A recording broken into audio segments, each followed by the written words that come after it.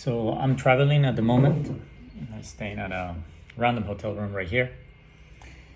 Coming back all the way from Bali to the Galapagos Islands is a journey that takes me about 3 days through various airports, nations, and a lot of waiting time as well. Across this whole time, I am able to stay connected to my natural way of eating, to my preferred lifestyle for health and wellness, which is raw foods, raw living foods, by just preparing and bringing a bunch of fresh fruits and vegetables whenever I can onto the plane and into the airports. It's really no problem. Sometimes you get to lose something when you go into a new country. The customs will take it away, but then you find ways of getting it again. Like, for example, at the airport, I got this juice that is not pasteurized. It's just cold pressed juice. I'm gonna use it as somewhat of a dressing right now. It's apple, pineapple, lemon, and ginger. I did a stop in Los Angeles in the United States, and where I got to visit Whole Foods and got some organic cherry tomatoes, sprouts, and these cucumbers actually made it all the way from Bali to Ecuador in my bag, in my carry-on. It tastes pretty good too.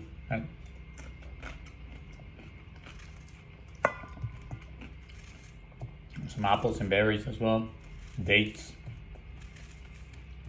dry fruit, travels well.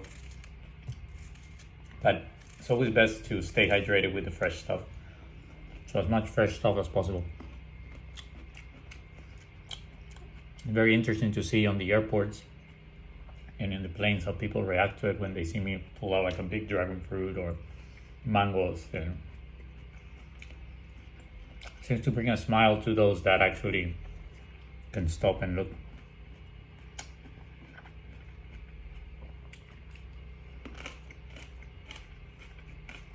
And along these flights,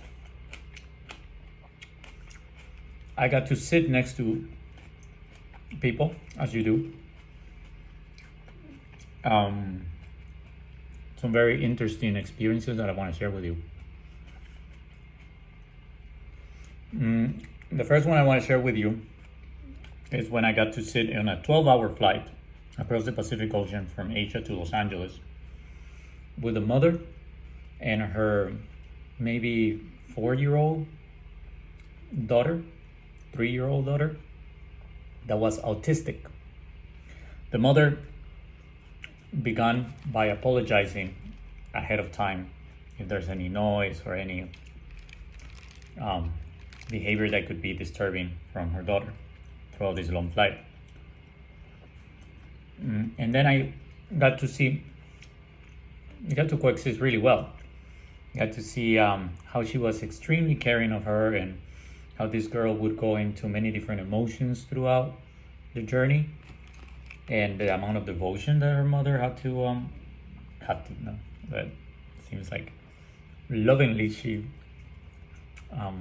applies onto taking care of her and making sure that the environment for her is appropriate and that she also doesn't disturb the environment, which for me was actually a very wonderful experience to just witness and to let her know that there's no problem with me. You know, if she screams a little bit, if she like touches me, if she's just moving around, I get to share with her a rambutan that I was eating. She was really interested in that. She would like look at it like very intensely when I pulled out fruit. Also like a piece of a pepper, a red pepper, a capsicum that she was sucking on it for a while. It was actually very beautiful. For me to be able to interact freely, and the autism being kind of like an excuse that allows us to interact freely, because a normal kid would have been expected to just sit and have certain boundaries and limits to its behavior, you know, in the indoctrination of civilized human beings that we have accepted as normal. Um, so that was experience number one. Pretty cruisy. Experience number two was that in a flight that I took later from Miami, not to Miami, from Los Angeles to Miami, relatively short flight, overnight, like 5 hours. So sleepy vibes. I sat next to this woman that had a little service dog with her. Tiny little dog fits in a bag type of thing, in a purse. And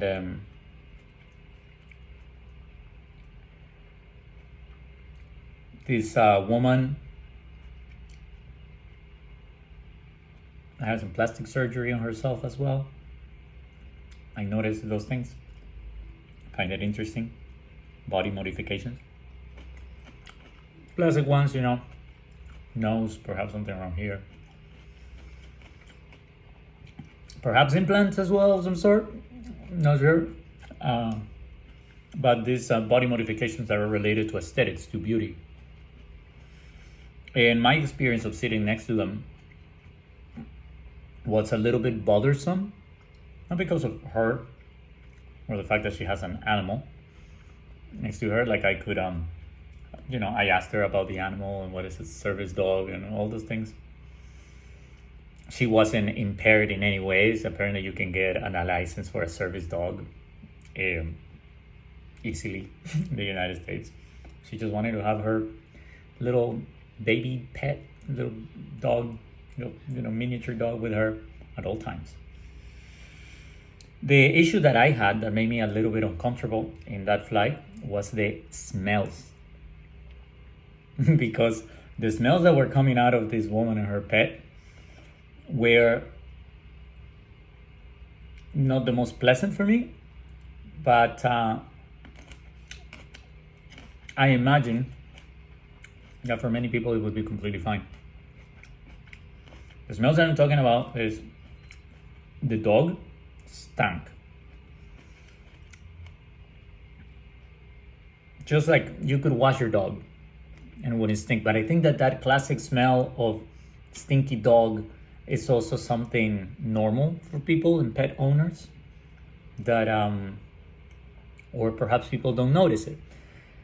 I have noticed that in my lifestyle, by cleansing and eating raw foods, my senses have become a lot more sharp, and I can pick up the flavors on fruits and the smells in the environment in more detail. It has its pros and cons. Pros: this food tastes a lot better for me than it did like a decade ago. It's incredible, the spectrum of flavors that I can enjoy on ripe fruits and vegetables. It's a very elevated experience, very interesting and rich, which allows me to sometimes eat only one element and be very satisfied, because there's a lot of flavor in one element alone.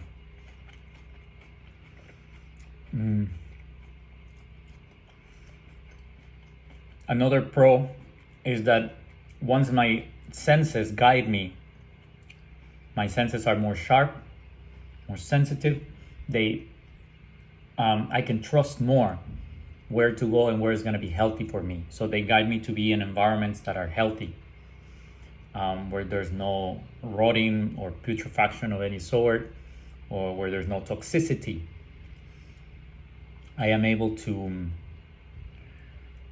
trust that I know where to be. The same thing with foods. Like I can tell if something's slightly off. It's easy for me. And even places and people sometimes don't feel that great to be around. And then when I remove myself from those places and follow my senses, I end up in really beautiful areas, and I end up in places where my whole body can really rest and my being can have peace and a pleasurable experience continuously. So this is where it turns into a bit of a con and relates to my experience on that second sitting on the plane. Sometimes some people are just stink to me. and there could be really nice and really cool, but to get too close to them, the smell that emanates out of certain people is it's a bit too intense for me. It doesn't smell good. It smells like I can smell the insides of those people, or their sweat, what's coming out of them, their breath, different things like that. And not just talking about body odor. Like, I can smell body odor of somebody that is a little less toxic, I would say. Not a judgment, just kind of like a spectrum of how much toxicity, how much toxins, how much detoxifying that body needs to do, how much waste is inside of their lymphatic system and in their gut that I can perceive, that their body has to deal with, So in the case of this second sitting with this person, her dog stank. I'm like, that's fine, fair enough, I'll just turn around, turn on the fan and put some essential oils around me and my neck rest and whatever. Then she was feeding it out of her own food, a sandwich, some sort of ham or some other dried meat, which also stank to me. And honestly, it's like, I don't have this mental aversion towards a piece of meat in front of me. I used to kill my own animals. I didn't go vegan or raw vegan like I am right now for ethical or moral reasons, even though I do share those reasons nowadays. It was very easy to see as I awakened through my diet how you wouldn't want to participate in the exploitation and mutilation and violence towards any other living creature. Pretty straightforward. And to realize where we're doing that jumps out at me. But originally I was just doing it for my own health. So the first shift that I did in my diet was actually stop eating reared animals and start killing my own chickens and getting my own fish and, cutting it up from scratch myself. So I've been in touch with death and the killing and cutting up of serving yourself another animal. And that doesn't really impress me that much, but I can't help it if my body is really going like, as if I was standing next to rotten water, as if you were standing next to like a corpse of some sort, like flies on it and it's putrefying and stuff like that. I can smell that now in dairy and meat products. It jumps out at me. It is a corpse that is in decomposition. It could be preserved by spices or other chemicals and agents or certain processes that they do to it. So people do not feel, perceive what is going on at a micro level. But it is going on nonetheless. So her dog stank. That's a living animal that you could just watch. Maybe she doesn't perceive it. Her food stank. That I'm sure she likes that stench. And in the morning time when we woke up, there was a third stench that I'm pretty sure was coming out of her, like that breath or something, after you fall asleep. that was also the cherry on top of a stinky ride. But no big deal. If I had the option, I would not hang out to such stench. I turned around a bit, the fan was, put on the fan, put essential oils, and just respectfully did what I could. But that's not a place for me to hang out. And that's not a place that I would recommend anybody to exist in, that dimension of existence. Those sorts of smells, they should jump out to us that are actually toxic.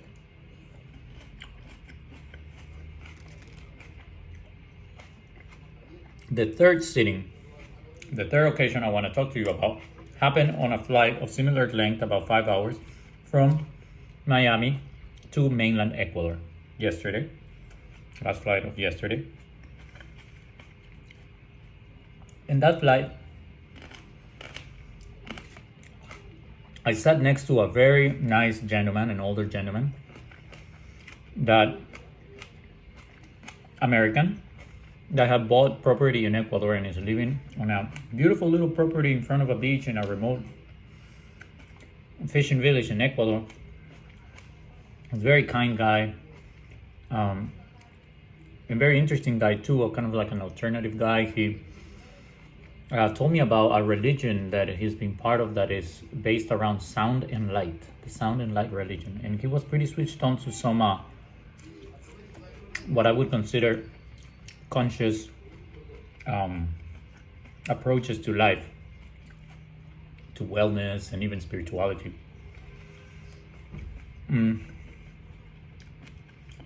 But then his story was that he had to come back to the US for a few months because he was diagnosed with liver cancer. The guy had a Band-Aid here, and I noticed a bunch of toilet paper full of blood. And I asked him, what is that? Is that where they put AVs on you? Or like, and he said, no, I just hit myself on something, but after chemotherapy, if I barely scratch myself with something, I just bleed a lot. He had 2 rounds of chemotherapy, and they had snipped out half of his liver, and a couple more tumors had grown again over the months. And so he's gonna have to go back. He's just going to Ecuador for a couple of weeks.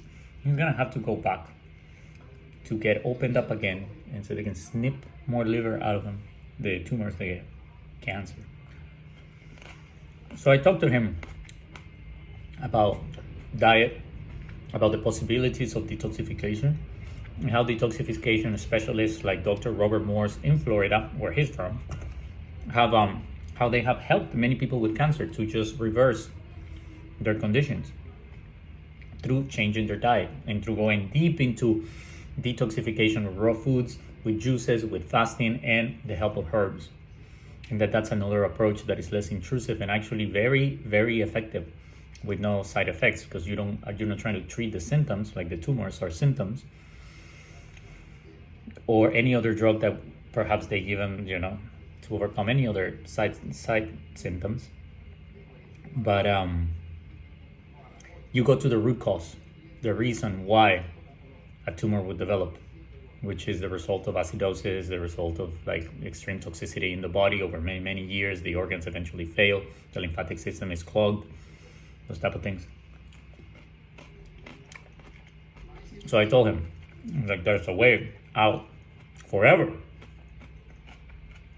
but you gotta pay the price. And the price is to change your lifestyle, to give away those things that you may be attached to. Like, he really liked eating fish. People that don't know, they go like, oh, fish is so healthy.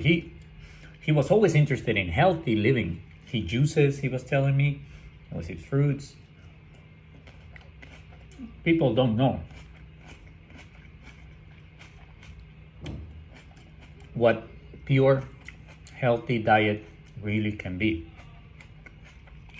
We're really far away from it in the modern day lifestyle for food. That people get close to it, they get hints of it, but I personally do not think that it makes much of a difference, especially for those that already present chronic conditions and these anomalies in their bodies are coming out. There has to be, like, they have to press on the accelerator and go deep into it, if they want it to make a difference.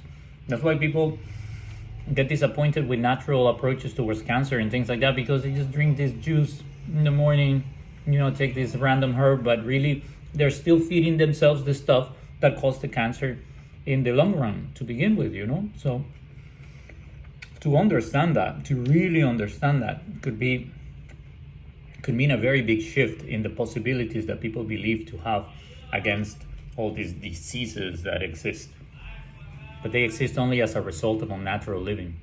Natural living does not subscribe to that type of suffering.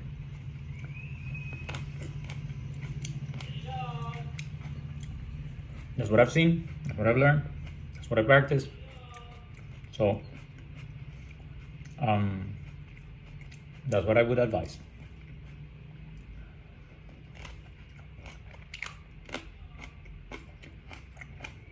I share these 3 examples of people that I got to sit by in my journey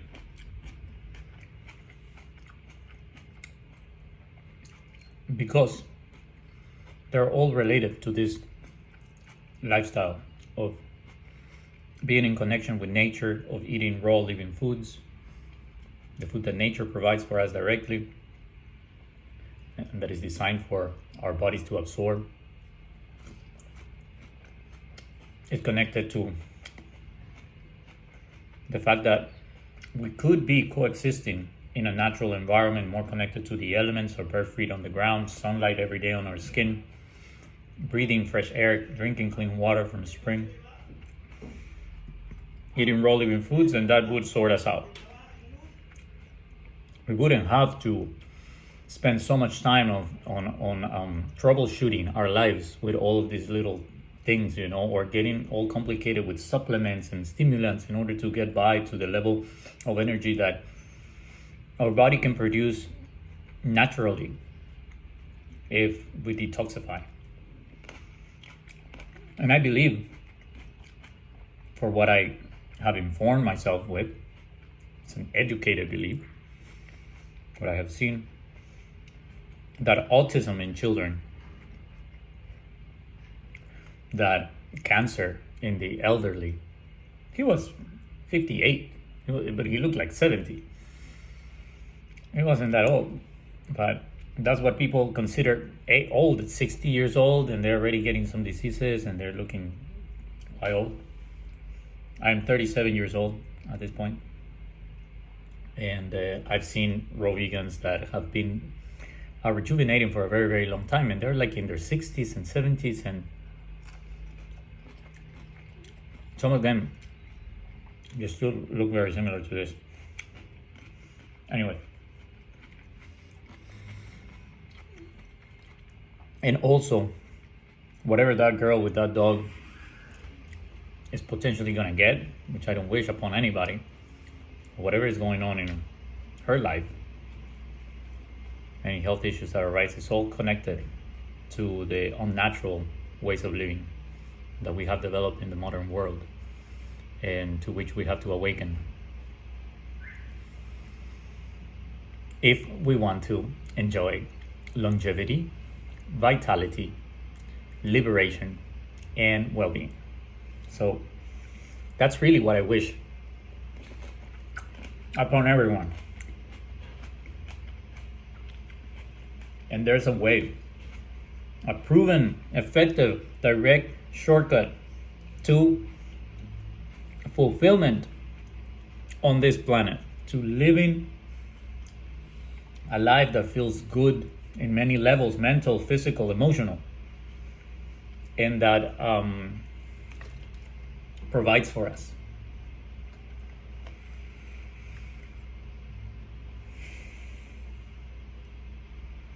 And those of you that are ready that feel what I'm saying and that can understand and would like to know more, please reach out. Leave some links. I'm going to leave some links there in the comments so you can reach out, so you can begin to expose yourself to this information that I'm giving you and find your own evidence of it. There's a lot to look into and to learn, and more importantly, we can get down to practice right away. And I am very happy to support people that are interested to take this step and take a right turn into wellness, because the road keeps forking in front of many people. We keep choosing to go down the line of a sort of a existential dimension that it's like imprisonment and suffering, or we take our health and our lives into our own hands. We break free from the systems that oppress us of information and intoxication and poisoning, pharmaceuticals and food industries, and we go towards liberation. We feel better. We awaken to create a new community of beings that enjoy the free flow of life, that are not constipated, that are not stinking all over the place, that are not dealing with a bunch of little health issues. So new doors open up, new possibilities open up for a different type of lifestyle where we can begin to create from a different place. And then the world outside will also reflect our inner situation. And that's the world that I want to meet you in. That's the world that I want to walk towards continuously, consistently, and help others find a way. So peace be with you. You always be the healthiest that you can be, and follow your consciousness, follow your awareness. What you are ready for is guiding you towards somewhere better.